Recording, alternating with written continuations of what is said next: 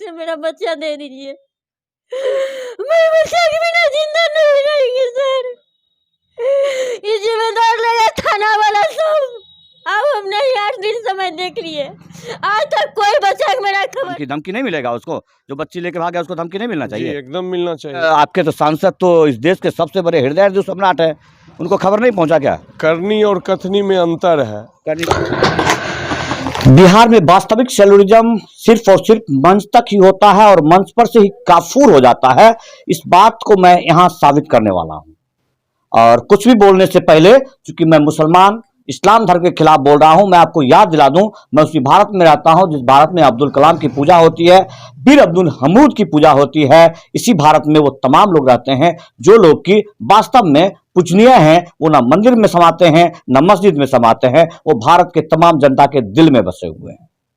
मैं उसी भारत से बात कर रहा हूं जिस भारत में मैं अगर इस लव जिहाद की बात करूंगा तो वो जो राहुल गांधी के साथ रहते हैं, जो मनोरंजन के तौर पर उनको रखा हुआ है, इमरान प्रताप गढ़ी जैसे लोग ट्वीट कर देंगे। उनके ट्विटिंग में इस दिव्यांगता के दर्द को शायद महसूस नहीं कर पाएंगे, जहां दिव्यांगता का दर्द 100% है, 100% है। यहां लव जिहाद में सिर्फ एक लड़की को नहीं ले जाया गया है, उस आशा और विश्वास को ले जाया गया है जहां पर 2 दिव्यांग बिलख रहे हैं और इन दिव्यांग के लड़की के रूप में ही इनके उत्तराधिकारी, इनका भरण पोषण करने वाली एक बच्ची थी, कुमारी राधिका, जो कि 10वीं क्लास की छात्रा थी, और ले जाने वाला एक व्यक्ति जो कि मोहम्मद आमिर, जो कि 35 से 40 साल का है और बच्ची की उम्र मात्र 15 साल। और एक बात याद दिला देता हूं, मैं उसी बेगूसराय से हूं जहां बीते 1 साल पहले एक महादलित लड़की की शादी इसलिए बेगूसराय प्रशासन रुकवाने के लिए गया, इसलिए बलिया प्रखंड क्षेत्र के राहतपुर गांव में रुकवाने के लिए गया क्योंकि शादी से पहले उसकी उम्र मात्र 6 महीना कम थी। अब जरा मैं बता दूंगा, हो गिरिराज दा, आप ही जरा बता दीजिए कि ऐसे बच्ची 12 साल की उम्र में ही क्यों न संरक्षित कर दिया जाए, कि सुरक्षित हाथों में क्यों ना दे देंगे जो लाचार और मजबूर पिता है, जिन्हें कानून के नाम का कोई सुरक्षा नहीं है, कोई सुरक्षा नहीं है। लव जिहाद के नाम पर चूंकि एक अरब से लेकर के पाकिस्तान से एक फंडिंग आता है, उस फंडिंग में बच्ची को फुसलाइए और लेकर के जाइए। वो बच्ची जिंदा है, वो बच्ची श्रद्धा है या बच्ची की टुकड़े टुकड़े हो गए, ये कोई नहीं जानता है। किसी भी राजनीतिक दल, चाहे किसी भी दलित सेना की नजर यहां पर नहीं पड़ी। उससे पहले और एक बात बता देता हूं कि तमाम राजनीतिक पर्यवेक्षणों में बिहार का आधार उस मंडल कमीशन पर नजर डालिए जरा। कुछ ऐसे जाति हैं जिनको कमीशन में तो डाला गया है, लेकिन वो विलुप्त हो गए हैं काम के आधार पर। लेकिन अब वो करे क्या, ये निर्धारित ना सरकार किया और ना ही हमारी सोसाइटी, जो हमारा समाज है, जो व्यक्ति है, उनका एक बार नाम पूछते हैं हम, फिर आगे की कार्रवाई बताएंगे। क्या नाम भैया आपका? सुनील राम। देखिए, ये जो सुनील राम बोल रहे हैं ना, आप चौंकिए नहीं। ये जो राम बोल रहे हैं, इससे आप बिल्कुल नहीं चौंकिए, क्योंकि ये जाति से कहार हैं, कहार, वही कहार जिसके बगैर 16 श्रृंगार पूरा होता ही नहीं था। आपके रस्म की वो जो आपके घर आपके दुल्हन को ऐसी बच्ची को उठा करके महारानी बना करके आपके दरवाजे तक पहुंचाते थे, वही वाला कहार, जो कहार की जातों में विलुप्त है। यहां पर बिलखने वाली एक दिव्यांग ही है, जो ये जन्मजात दिव्यांगता की वजह से इन्होंने 2 दिव्यांगों ने आपस में एक दूसरे का गठबंधन कर लिया।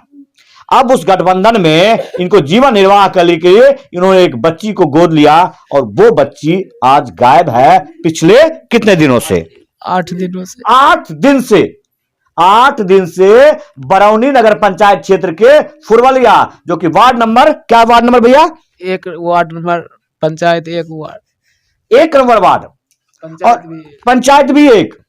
अब यहां से आप समझ लीजिए कि वो पढ़ने के लिए जाती थी। किसके यहाँ पढ़ने जाती थी वो? मोहम्मद आमिर का। मोहम्मद आमिर, कितना उम्र है उसका? 35 से 40 वर्ष का होगा सर। और कहाँ और भी कहीं कहीं पढ़ाता था वो? हाँ, वो ज्ञानोदय स्कूल में भी पढ़ाता था। ज्ञानोदय स्कूल प्राइवेट स्कूल है वो? जी, प्राइवेट स्कूल है। तो जरूरी नहीं है कि उस स्कूल को ही दिखाया जाए। सिर्फ दर्द को समझने के लिए, किसी भाषा को समझने के लिए आपको भावनात्मक रूप से जुड़ना होगा। जहां पर राधिका जैसी बच्ची, जिसकी तस्वीर लगी हुई है, जो कि मासूम ही नहीं नाबालिग भी है, और उस नाबालिग के साथ क्या होगा ये तो श्रद्धा की आत्मा ही बता सकती है, या फिर वो आमिर बता सकता है, इसके अलावा तो कोई नहीं बताएगा कि आमिर की हैसियत तो नहीं हो सकता कि उतना बड़ा फ्रिज खरीद ले, लेकिन उसके फंडिंग करने वाले की हैसियत होती है। वो एक एक तिनका एक एक रुपया जुटा करके किसी धर्म को बर्बाद करने के लिए, किसी को सोसाइटी को बर्बाद करने के लिए वो कर लेता है, वो खरीद लेगा फ्रिज। क्या चाची जी इतना क्यों रो रही हैं आप? मेरे बेटी को पढ़ने जाती थी वो? सर मेरे बेटी कितना उम्र था? 14 साल अब की परीक्षा। कभी मास्टर साहब से मिले थे? हम नहीं मिल पाए थे कभी नहीं? कभी नहीं मिले थे। समाज की तरफ से कोई शिकायत कि आपकी बच्ची कहाँ जाती है, घूमती है, फिरती? कोई समाज नहीं शिकायत है, नहीं स्कूल की शिकायत है। यहाँ पढ़ती थी जियालाल स्कूल में, सरकारी स्कूल में पढ़ती थी। कहीं स्कूल में कोनो मैडम सर कभी नहीं मेरा कंप्लेंट मेरी बच्ची के बारे सुना। वो लोग अपने कह रहा है बच्ची देखने सीधी थी, किसी की नजर उठा तक नहीं देखती थी। बच्ची कैसे काहे कि आगे गया है। बस मेरी बच्ची कोचिंग निकली पढ़ने के लिए सर, वही पढ़ाता था। उसके बाद पहले भाग गया। उसके बाद मेरी बेटी, हम सोचे कि जब परीक्षा नगीच संस्कृत तो मुसलमान पढ़ाता है नहीं, तो हम दूसरे स्कूल में नाम लिखा दिया कोचिंग में। तो वेदना यही नहीं रुकती है। जो शिक्षा का स्तर कहता है या आपके समाज का स्तर कहता है कि आप जनसंख्या नियंत्रण कर दीजिए। हमारे आदरणीय सांसद गिरिराज दा इसके ऊपर खूब जोर शोर से बात करते हैं, लेकिन जनसंख्या नियंत्रण का मतलब क्या होता है जरा हमको समझाइए तो। जनसंख्या नियंत्रण का मतलब यह होता है कि एक बच्ची को हम 18 साल उम्र तक पाल कर रखे और उसको बहला फुसला कर कोई ले जाता है, आपका कोई कानून काम नहीं करता है? क्या आप में प्रावधान ही नहीं है कि ऐसे लव जिहाद का अंजाम देने वाले को आप सरे बाजार फांसी दे दे? तो फिर काहे कानून बनाते हैं जिसके माध्यम से ऐसे लाचार और मजबूर लोग जो कि स्कूल तक देखने नहीं जा सकते हैं और उस बच्ची को पालते पोसते हैं और कोई बाला फुसला कर ले जाता है? ये संविधान नहीं है क्या? ये नियम नहीं है क्या? या कुछ लोग, एक युवा है, कौन है भैया? आप बहुत कोशिश करके बुलाया हमको, आप कौन है? हम हरिता के भाई हैं सर। आप भाई हैं? मतलब कैसा भाई? मसेरा भाई। मौसेरा भाई हैं। तो आपकी मासी बिल्कुल दिव्यांग है, जन्मजात दिव्यांग है। कहाँ घर है आपका? मेरा घर सोखारा, एक विश्वकर्मा टोला। तो क्या पहले कभी मासी ने आपकी बताई थी कि आपकी जो सिस्टर है वो पढ़ लिख नहीं रही है, इधर उधर घूम रही है, लापता रहती है, ऐसा कुछ? जी नहीं, ऐसा कुछ शिकायत नहीं आया था। कुछ भी नहीं?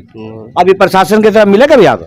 हाँ, प्रशासन से तो बहुत सारा बात हुआ वहाँ पे। 8 दिन में क्या बात हुआ? वहाँ पे प्रशासन के द्वारा पक्षपात किया जाता है, उनके द्वारा पक्षपात की भावना से वो लोग बात करते हैं हमसे। क्या कहते हैं वो लोग बोल रहे थे कि उस तरफ से भी तुम लोग पे केस हो गया है, तुम लोग का FIR आया है, तुम लोग को भी हम अंदर करेंगे। वो लोग क्या केस किया? वो ये बताते नहीं क्या केस कर दिया है? केस यही कि मेरे घर पे आता है, झूठा की धमकी देता है, मारपीट करता है, ये सब आके।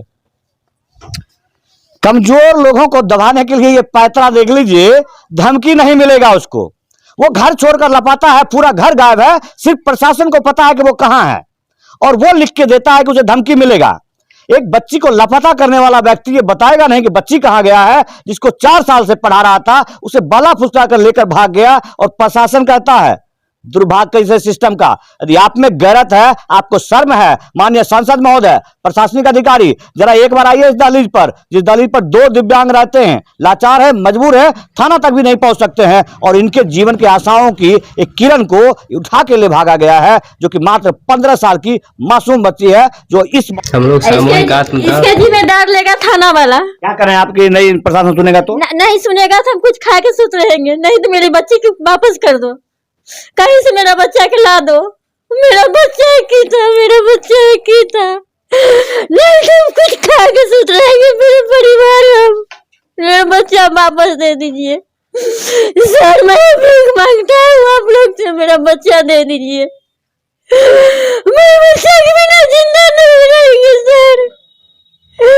ये जिम्मेदार लगा थाना वाला सब। अब हम नहीं 8 दिन समय देख लिए, आज तक कोई बच्चा का मेरा खबर नहीं आया है, कुछ नहीं आया है मेरा बच्चा का खबर। मेरा बच्चा खबर कुछ नहीं दे रहा, न तो प्रशासन ने समाज का भी कुछ भी नहीं पता है अभी हमरा। मेरा बच्चा जिंदा है कि नहीं है? शायद कुछ जगह होंगे। आप क्या भैया टिक्का उक्का लगाया? आप कौन है? खड़ा होइए, कौन है? बजरंग दल जिला संयोजक। बजरंग दल है जिला संयोजक। तो बजरंग दल बजरंग बली के मतलब है, तो फिर क्या लग रहा है? थोड़ा शर्म आ रहा है आप लोगों को? शर्म तो आने वाला बात ही है। शर्मा रहा है, लग रहा है। प्रशासन को नहीं बताया जाके हमको वहाँ जाने बहुत शर्म आता है? हाँ बोल रहे हैं। तो क्या बोलता है प्रशासन? प्रशासन बोल रहे हैं कार्रवाई कर रहे हैं। प्रशासन बोल रहा है कि आप हमको धमकी देते हैं, उसको जो श्रद्धा की तरह घटना कर देगा उसके बाद वो सिर्फ तस्वीर छपाएगा।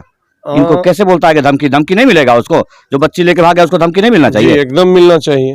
तो ये दबाव प्रशासन को देना चाहिए। तो फिर कैसे बोल सकता है? आप लोग पूछते क्यों नहीं जाकर के उसको? नहीं पूछ रहे हैं, और संगठन जो है इसमें कार्रवाई करने के लिए पूरे हिंदू समाज का एकत्रीकरण शुरू है हर जगह।